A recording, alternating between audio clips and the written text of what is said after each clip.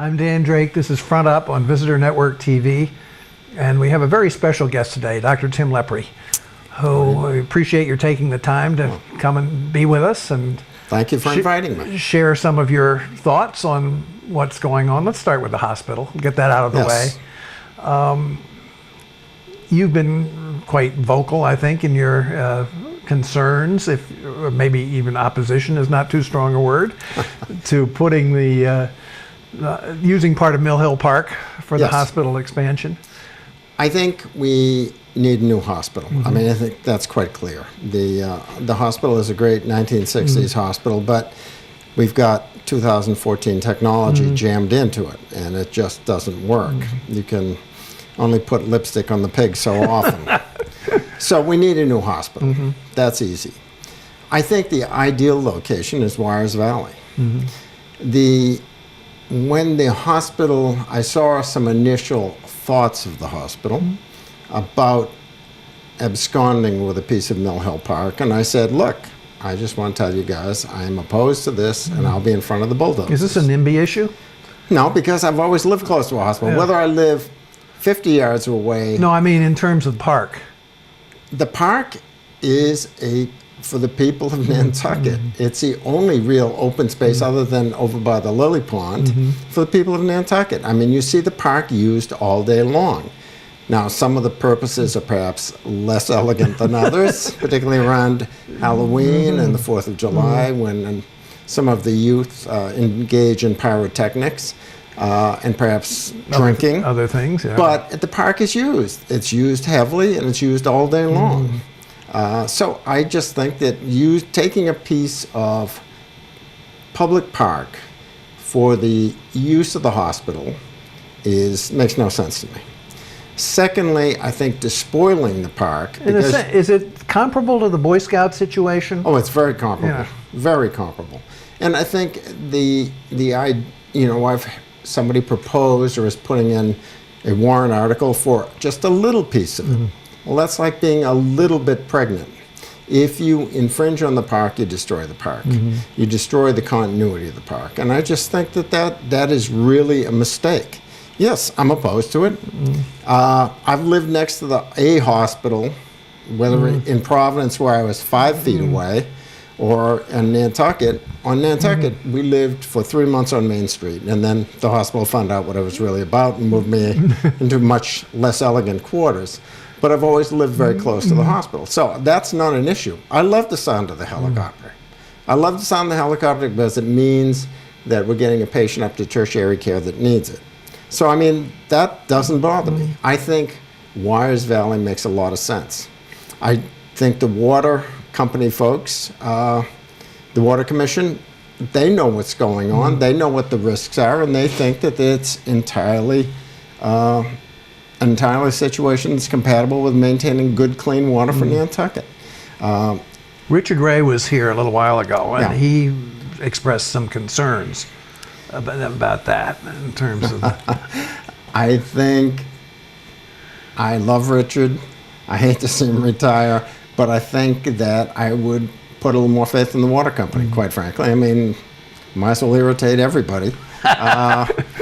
The water commissioners have a responsibility. They have a calling to do what's right, and I think that's appropriate. We can't have. You've got Don Allen, that's not that far away. You have a number of other the lumber company, a lumber company. Or two, you have a number really. of operations that are going on. So I can't. The hospital would be subject to so much more regulation than they are that it makes sense to me to preserve the water, obviously, but I don't think it poses a threat. Certainly, it's always a concern, but I think it has to be investigated fully.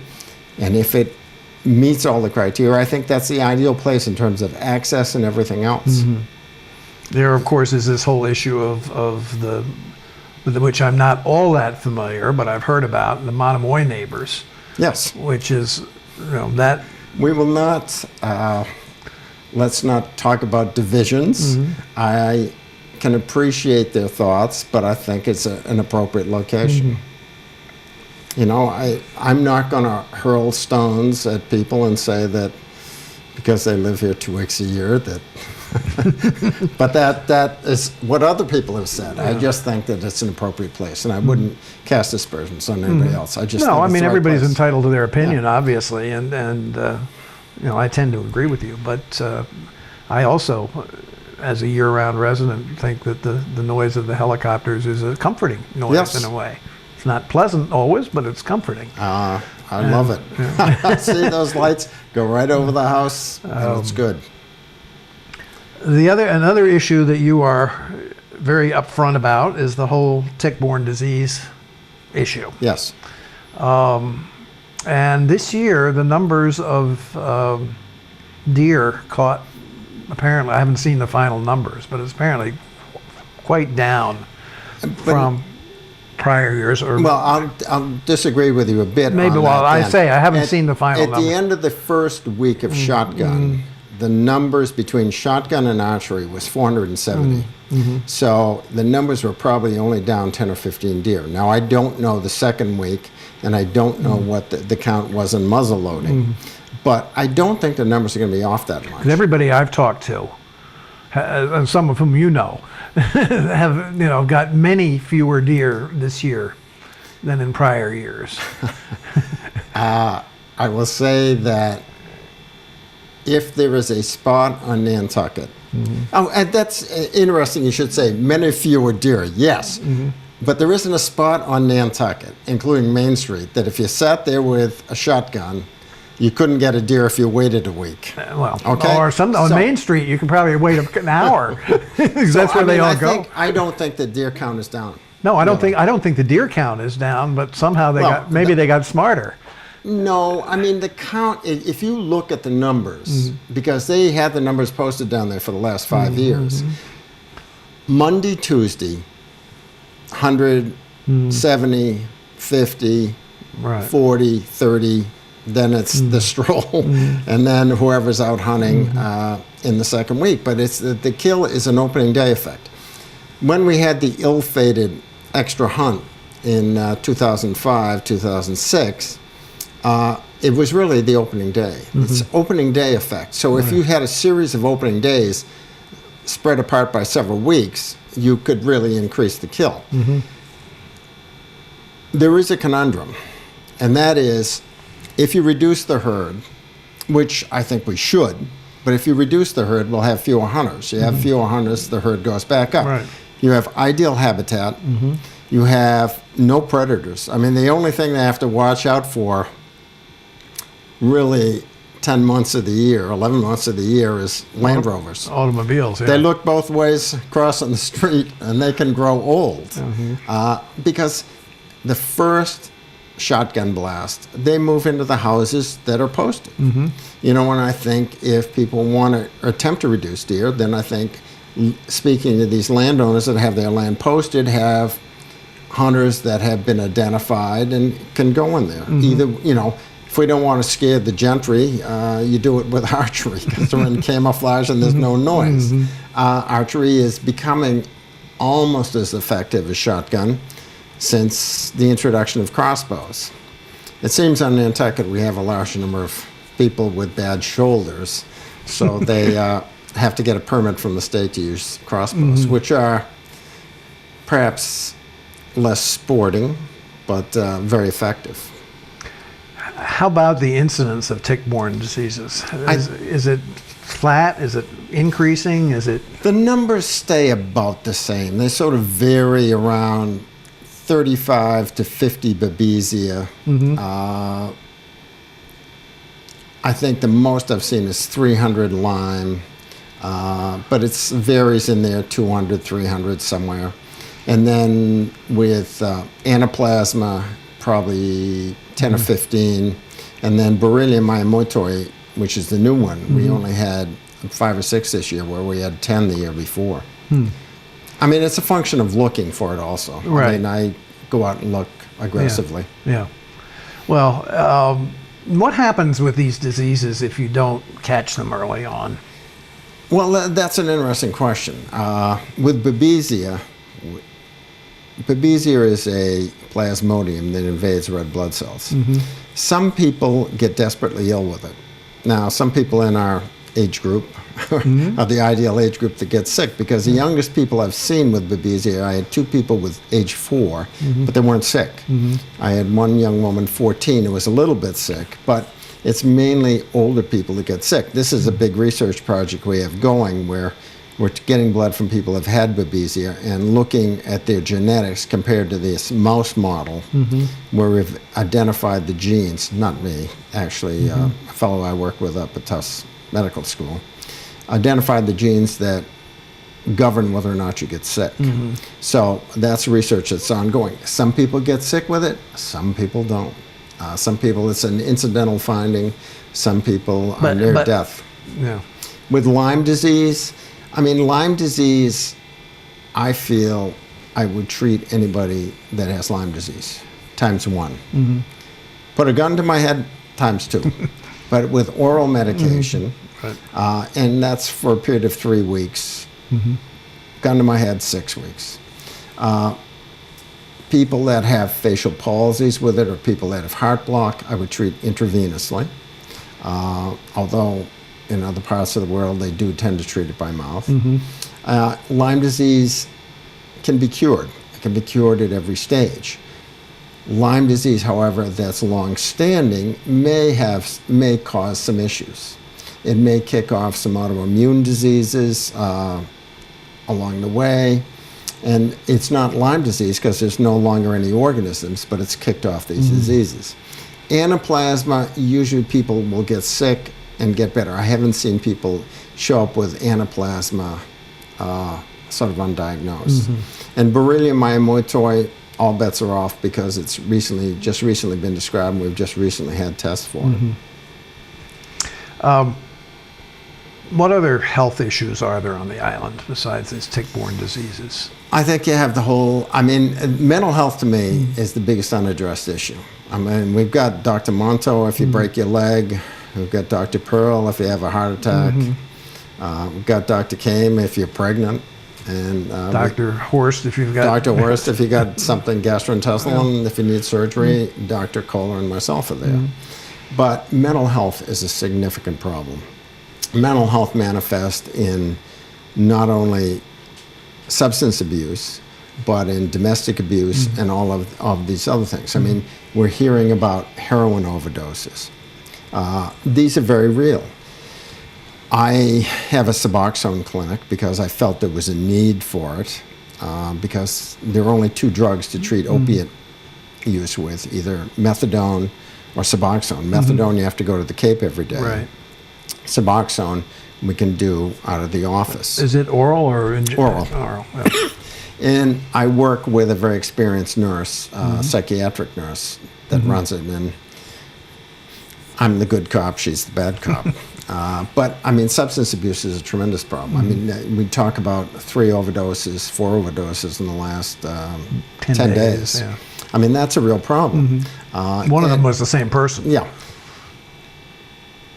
But we have to look at it. We don't deal with mental health. There was this big meeting around suicide. And when we had the youth suicides, there was huge meetings. But we're still not addressing, we don't have available what we need. Nantucket Behavioral Health is improving. They're coming back to life, and they're starting to do some good work. But we need a more comprehensive approach. This is something the hospital, and I talk about banging heads. Jane Bonvini, late Jane Bonvini, and I worked very aggressively on this. But I think we need to help get more access to it. If we have a patient with mental health issues, what do we do when they get discharged? What do we do to get them care? It covers not only strict mental health, but the whole dual diagnosis: substance abuse, alcoholism, all of those things. Right. Spousal abuse. I mean, we've got to do a better job. If we took care of broken legs or appendicitis the way we do mental health, we'd be out of business. And I think this is something that the town has to appreciate. And the hospital. I mean, I keep after the hospital because I think they should support it more.